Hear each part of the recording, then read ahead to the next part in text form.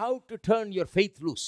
எப்படி உங்களுடைய விசுவாசத்தை கட்டவிழ்ப்பது. உள்ள விசுவாசம் இருக்குது, சந்தேகத்தை போக்கியாச்சு, அவிசுவாசம் நீங்கிடுச்சு, இப்போ உள்ள விசுவாசம் இருக்குது, நல்ல விசுவாசத்தை வளர்த்தாச்சு, உள்ள இருக்குது விசுவாசம்.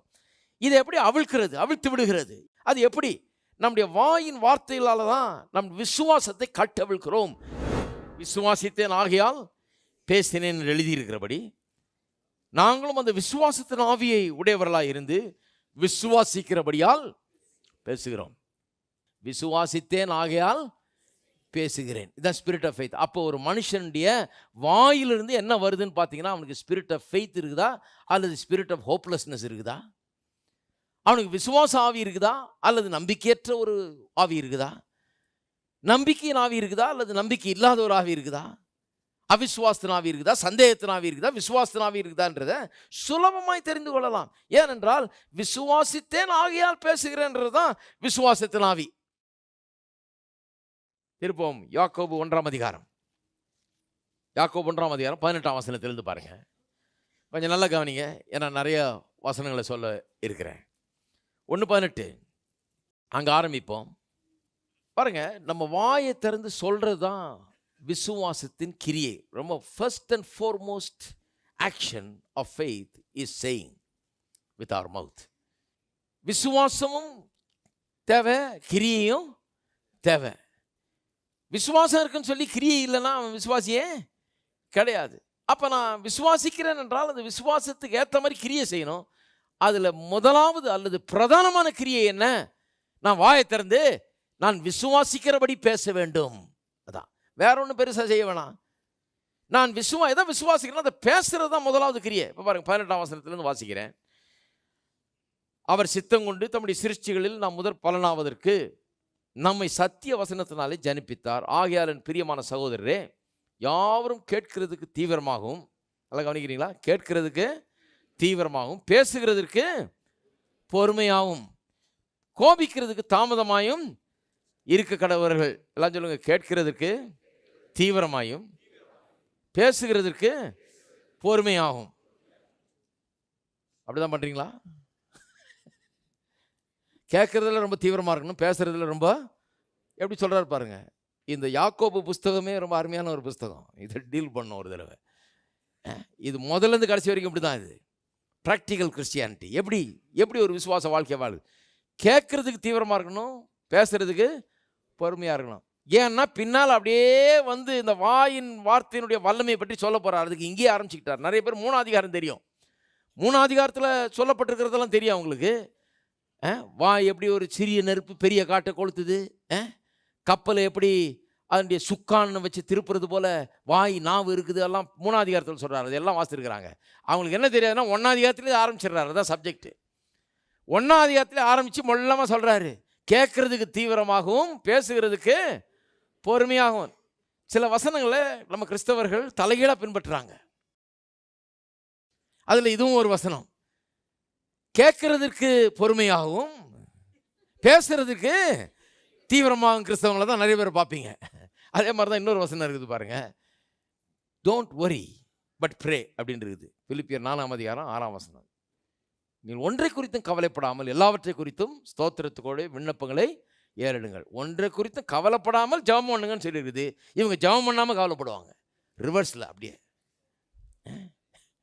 கவலைப்படாமல் ஜெபம் பண்ணுங்கன்னா, ஜெபம் பண்ணாமல் கவலைப்படுற கிறிஸ்தவங்க தான் நிறைய பார்ப்பீங்க நீங்கள். ஏன்னா இது ரிவர்ஸில் போயிட்டு இருக்குது.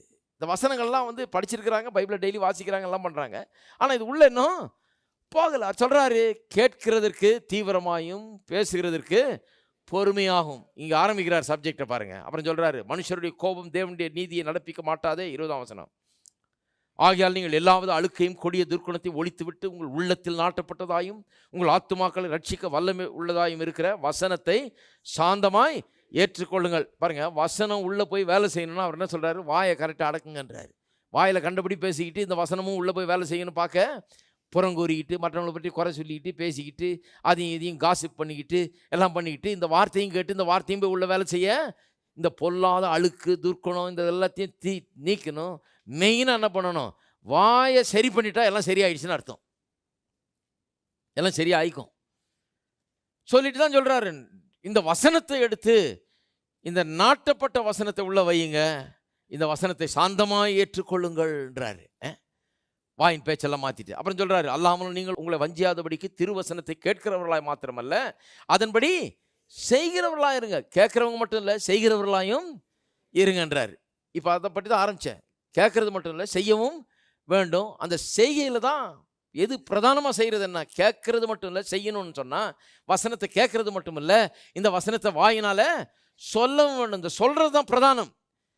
பாருங்கள், எண்ணத்தினாலெனில் ஒருவன் திருவசனத்தை கேட்டும் அதன்படி செய்யாதவனானால் கண்ணாடியில் தன் சுவாப முகத்தை பார்க்கிற மனுஷனுக்கு ஒப்பாக இருப்பான். அவன் தன்னைத்தானே பார்த்து அவிடம் விட்டு போன உடனே தன் சாயல் என்னது என்பதை மறந்து விடுவான். சுயாதீன பிரமாணமாகிய பூரண பிரமாணத்தை உற்று பார்த்து அதிலே நிலைத்திருக்கிறவனே கேட்கிறதை மறக்கிறவனாயிராமல் அதற்கேற்ற கிரியை செய்கிறவனாயிருந்து தன் செய்கையில் பாக்கியவானாயிருப்பான். கேட்கறது மட்டும் இல்லை, அதன்படி செய்யுங்கன்றாரு. செய்கிறதுனா என்ன செய்கிறது? அடுத்த வசனம் பாருங்க. உங்களில் ஒருவன் தன் நாவை அடக்காமல், திருப்பி வந்துட்டார் சப்ஜெக்டுக்கு. வசனத்தை கேட்டு கேட்டு அது என்ன செய்கிறது? உங்களில் ஒருவன் தன் நாவை அடக்காமல். நாவை அடக்காமல்னு சொன்னால் ஏதோ புறங்கூறுறது, மற்றவங்களை பற்றி பேசுகிறது, அது மட்டும் இல்லை. நாவை அடக்காமல்னு சொன்னால் கடவுளுடைய வார்த்தைக்கு ஒவ்வாத காரியங்களை பேசுவது, அவநம்பிக்கையை பேசுவது, தைரியமற்ற காரியங்களை பேசுவது, சோர்ந்து போக வைக்கிற காரியங்களை பேசுகிறது. கெட்ட காரியங்கள் மட்டும் இல்லை, அது கெட்ட காரியம்னா இன்னொருத்தரை பற்றி தப்பாக சொல்கிறது மட்டும் இல்லை. கெட்ட காரியம் ஒரு சூழ்நிலையில் மற்றவர்களுக்கு அதைரியம் உண்டாகிற மாதிரி பேசுறது, அல்லது நமக்கு அதைரியம் உண்டாகிற மாதிரி விசுவாசம் இல்லாத வார்த்தைகள். மொத்தத்தில் சொல்ல போனால் விசுவாசம் இல்லாத வார்த்தை. உங்களில் ஒருவன் தன் நாவை அடக்காமல், எல்லாம் சொல்லுங்க, நாவை அடக்காமல் தன் இருதயத்தை வஞ்சித்து தன்னை தேவ பக்தி உள்ளவன் என்று எண்ணினால் அவனுடைய தேவ பக்தி வீணாயிருக்கும். அப்போ சொல்கிறதுக்கே ஒரு மாதிரி இருக்குது. இப்போ எல்லா கிறிஸ்தவர்களும் கொஞ்சம் யோசித்து பார்க்கணும். இப்போ அடுத்த சில வாரங்களுக்கு இதில் தான் போக போகிறோம். நம்ம எல்லா கிறிஸ்தவரும் நம்ம மெய்யான கிறிஸ்தவர்களா? ஏன்னா சொல்லியிருக்குதுங்க, நாவை அடக்கலைன்னா நடக்காமல் தானே பெரிய ஆவிக்குரியவன் என்று எண்ணினாள். கண்டதையும் பேசுறது, அவிசுவாசமுள்ள காரியங்களை பேசுறது, விசுவாசத்தையே பேசுறது கிடையாது, கர்த்தருடைய வார்த்தைக்கு ஒவ்வாத காரியங்களை பேசுகிறது. இப்படியே பேசிகிட்டு இருந்து தன்னை பெரிய விசுவாசி என்று ஒருவன் நினைத்து கொண்டிருந்தால் அதான் அர்த்தம். தன்னை தேவ பக்தி உள்ளவன் என்று எண்ணினால் அவனுடைய தேவ பக்தி வீணாயிருக்கும். எந்த ஆளுக்கு நாக்கு சரியில்லையோ, அவருடைய பேச்சு சரியில்லையோ, அவருடைய வார்த்தை சரியில்லையோ, யார் தேவனுடைய வார்த்தையின்படி பேசாமல் இருக்கிறார்களோ, யார் எப்போ பார்த்தாலும் அதே ரீதி சிறுமையும் தாழ்ச்சியும் ஒன்றும் இல்லாதையும் ஏழ்மத்தனத்தையும் வியாதியும் அதையும் எதையும் பேசி கொண்டிருக்கிறார்களோ, யார் தேவனுடைய வார்த்தைக்கு நேர்மாறாக பேசி கொண்டிருக்கிறார்களோ, நல்லா கவனிங்க. இதை வச்சு முக்கால்வாசி என்ன சொல்லிட்டாங்க? கெட்டதை பேசுறது, அவதூறு பண்ணுறது, அதெல்லாம் சொல்கிறாங்க. அதையும் பேசக்கூடாது தான். ஆனால் அதை விட அட்வான்ஸாக போகுது இது. நிறைய பேர் அவதூறு பேசுறது இல்லை, நிறைய பேர் மற்றவங்களை பற்றி ஒன்றும் தப்பாக சொல்கிறது இல்லை. ஆனால் கடவுளுடைய வார்த்தைக்கு விரோதமாய் பேசுகிறார்கள். கடவுளுடைய வார்த்தை ஒன்று சொல்லுது, இவங்க வேற ஒன்றை சொல்லுகிறார்கள். ஏன்னா அவங்களுக்கு தங்களுடைய வார்த்தையின்படி தான் தங்களுக்கு ஆகுங்கிறத அவர்களுக்கு புரியலை, இன்னும் அவர்களுக்கு விளங்கலை. தங்களுடைய வார்த்தையினுடைய மேன்மை அவர்களுக்கு விளங்காதனால நம்ம சொல்கிறது அவ்வளோ பெரிய விஷயம் என்ன இருக்குது? நம்ம எதையோ ஒன்று சொல்கிறோம், ஏதோ வாயில் வந்துடுது, அதெல்லாம் பொருட்படுத்த மாட்டார் கடவுள் என்று அப்படி நினைக்கிறாங்க. வேதவசனம் சொல்லி தன் நாவை அடக்கலைன்னா ஒருவன் தன்னை தேவ பக்தி உள்ளன்னு எண்ணினான்னா அவனுடைய தேவ பக்தி வீணாயிருக்கும் என்று சொல்லப்பட்டிருக்கிறது. 2ஆம் அதிகாரத்தில் போனீங்கன்னா விசுவாசம் கிரியை பற்றி தான் அங்கேயும் வசனம். விசுவாசிக்கிறேன்னு சொல்லி அது கிரியில் காமிக்கலாம், அது மோசமுங்கிறத அந்த 2ஆம் அதிகாரமும் நமக்கு காண்பிக்கிறது. அப்புறம் பாருங்கள் 3ஆம் அதிகாரத்துக்கு போங்க.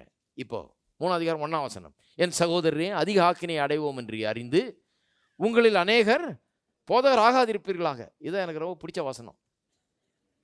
சின்ன வயசுலேயே தகுந்த வசனம் எனக்கு தெரியும். எல்லாரும் வந்து என்ன சொல்லுவாங்க, நீங்கள் பிரசிக்காரா போறியா? யாக்கோபு 3 வாசித்து பாருங்க.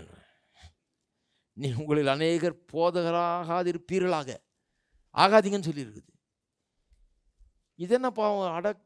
எல்லாரையும் போதகராகாதுன்னு சொல்லிட்டு இருக்கிறோம். நான் சில மீட்டிங்கெல்லாம் போகிறேன், எத்தனை பேர் போதகராக போகிறீங்க, வாங்க ஒப்பு கொடுங்கன்னு சொல்லி எல்லாரையும் போதகராக எடுத்துக்கிறாங்க. இப்படி தான் பிரசங்கம் பண்ணணும்னு நினைக்கிறேன். போதகர் ஆகாதிருப்பீர்களாக. ஏன்? போதகர்னா யார்? போதகர்னு சொன்னால் அவர் பேசுகிற வார்த்தையை 1000 பேர் கேட்டுட்டு இருக்கிறாங்க. அவர் பேசுகிற வார்த்தை ரொம்ப முக்கியம். அவர் சூஸ் பண்ணணும் வார்த்தைகளை, அவர் பொறுக்கி எடுக்கணும் வார்த்தைகளை. ஏன்னா 1000 பேரும் கெட்டு போவாங்க இல்லைண்ணா. ஹலோ, அதனால தான் தயவு செய்து போதகர் ஆகாதிருப்பீர்களாகன்னு சொல்லியிருக்குதுங்க. இருக்கீங்களா? ஆகாதீங்கன்னு சொல்லியிருக்கு. ஏன்னா நீ சரியான வார்த்தையை பேசலைன்னா, சரியா சூஸ் பண்ணி பேசலைன்னா, தேவனுக்கு அடுத்த காரியங்களை சரியா போதிக்கலைன்னா, சரியா சொல்லித்தரலன்னா இருக்கிறவங்களும் கெட்டு போயிடுவாங்க. அதனால போதகராகாதிருப்பீர்கள். அதிக ஆக்கினை கர்த்தர்ட்ட கணக்கு கொடுங்க நாளைக்கு. அதிக ஆக்கினை உண்டாயிருக்கும் என்று அறிந்து உங்களில் அநேகர் போதகராகாதிருப்பீர்களாக. என்ன பெரிய எச்சரிக்கை பாருங்க. போதகராகாதிருப்பீர்களாகன்னு சொன்னா, இந்த மாதிரி போதகர்ன்ற ஸ்தானத்தில் இருந்து கொண்டு ஜனங்களுக்கு அவநம்பிக்கையை போதிக்கிறது, அவிசுவாசத்தை போதிக்கிறது. சில சொல்றாங்க, அப்படி என்னையா நாங்கள் அவிசுவாசத்தை போதிச்சிடறோம். அப்படி என்ன? ஐயோ, போதிக்காத அவிசுவாசமா? கர்த்தர் உன்னை வனாந்திரத்திலே நடத்துவார். 40 வருஷம் உன்னை தண்ணி காட்டி விட்டுதான், தண்ணி இல்லாத காட்டில். அப்புறம் தான் உன்னை பாலம் தேர்ந்த தேசத்துக்கு கொண்டு வருவார். கர்த்தர் உன்னை வாதிப்பார். கர்த்தர் உன் காலை ஒடிப்பார், உன் கையை ஒடிப்பார், உனக்கு வியாதியை தருவார், உன்னுடைய பிசினஸ்ல எல்லாத்தையும் இழக்கும்படியா செய்வார். கர்த்தர் எல்லாத்தையும் அதெல்லாம் செய்வார். இதை தான் சொல்லி இருக்குது, அநேகர் போதகராகாதிருப்பீர்களாக. ஏன்? அது பிரசங்கமே கிடையாது, அது சரியே கிடையாது. போதகராகாதிருப்பீர்களாக. நல்லா கவனிக்கிறீங்களா? இப்போ பாருங்க, நாம் எல்லாரும் அநேக விஷயங்களில் தவறுகிறோம். எல்லாரும் ஆமென்னு சொல்லுங்க. சிலர்லாம் தவறாத ஆளுங்க இருக்கிறீங்க, பரவாயில்ல. அநேக விஷயங்கள் தவறு, எல்லாம் ஹியூமன் பீயிங்ஸு. நிறைய விஷயத்தில் அங்கங்கே சில தவறுகள் நடக்கிறது இல்லையா? ஒருவன் சொல் தவறாதவனானால் அவன் பூரண புருஷனும் தன் சரீரம் முழுவதையும் கடிவாளத்தினாலே அடக்கி கொள்ளக்கூடியவனுமாய் இருக்கிறான். ஒருவன் சொல் தவறாதவனானால் எப்படிப்பட்டவனா இருக்கிறான்? அவன் பூரண புருஷன், இஸ் அ பெர்ஃபெக்ட் மேன். அவன் தான் ஒரு மனுஷன். சொல் தவறாதவன் தான் மனுஷன். சொல் தவறாதுன்னா என்ன? 100 ரூபா வாங்கிட்டு கொடுக்குறேன்னு சொல்லிட்டு கரெக்டாக கொடுத்துட்ற ஆள் இல்லை. சொல் தவறாதவன்னா அதுக்கும் மேலே. சொல் தவறாதவன்னா கடவுள் என்ன சொல்லியிருக்காரோ அதை தவிர வேற ஒன்றும் பேசுறது இல்லை. கடவுளுடைய வார்த்தைக்கு ஏற்றபடி பேசுகிறவன், வெறும் உண்மையாக சொன்னதை செய்கிறவன் கிடையாது. அது எல்லாருக்குமே புரியுது பாருங்க. அது எல்லாருக்கும், அவள் கிறிஸ்தவங்களா இல்லைன்னா கூட செய்கிறாங்க. நிறைய பேர் நல்ல யோகியர்கள் இருக்காங்க இல்லையா? சொல் தவறாதவங்க இருக்கிறாங்களா இல்லையா? இங்கே சொல்லியிருக்கிறது சொல் தவறாதவன் என்று சொல்லியிருக்கிறது கடவுளுடைய வார்த்தைக்கு புறம்பான விதத்தில், மாறான விதத்தில் எந்த ஒரு வார்த்தையும் பேசாத ஒருவன், அவனை தான் சொல் தவறாதவன் சொல்லி.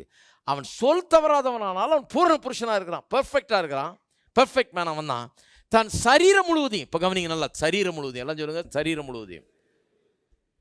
சொல்லுக்கும் இந்த நாக்குக்கும் ஃபுல் சரீரத்துக்கும் கனெக்ஷன் இருக்குது.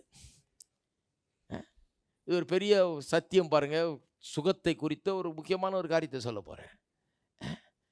இந்த நாவுக்கும் நம்முடைய சரீரத்துக்கும் ஒரு கனெக்ஷன் இருக்கிறது. இந்த நாக்கை சரி பண்ணா சரீரம் முழுவதையும், அப்பட்டமா சொல்லியிருக்கு, அப்படியே சரீரம் முழுவதையும், ஹார்ட்டை, நரம்புகளை, இரத்த நாளங்களை, இரத்த ஓட்டத்தை, சரீரத்தின் சகல அவயவங்களை, கைகளை, கால்களை, எல்லாவற்றையும் சரீரம் முழுவதையும், எல்லாம் சொல்லுங்க, சரீரம் முழுவதையும். அது ரொம்ப எம்பசைஸ் பண்ணி சொல்லணும். சரீரம் முழுவதையும், உங்கள் சின்ன விரல் முதல் கொண்டு இந்த தலை வரைக்கும், உச்சந்தலையிலிருந்து உள்ளங்கால் வரை, உங்கள் சரீரம் முழுவதையும் கடிவாளத்தினாலே அடக்கி கொள்ளக்கூடியவனாக இருக்கிறான். அப்போ நான் சொல்லுகிறேன், வாயை திறந்து நாம் என்ன சொல்லுகிறோம் என்கிறது நம்முடைய சரீரத்திலே ஒரு பாதிப்பை ஏற்படுத்துகிறது. இருக்கீங்களா? அதனுடைய அர்த்தம் அதுதான். நாவில் சொல் தவறாதவன் தன் சரீரம் முழுவதையும் அடக்கி ஆளக்கூடியவனாயிருக்கிறான்.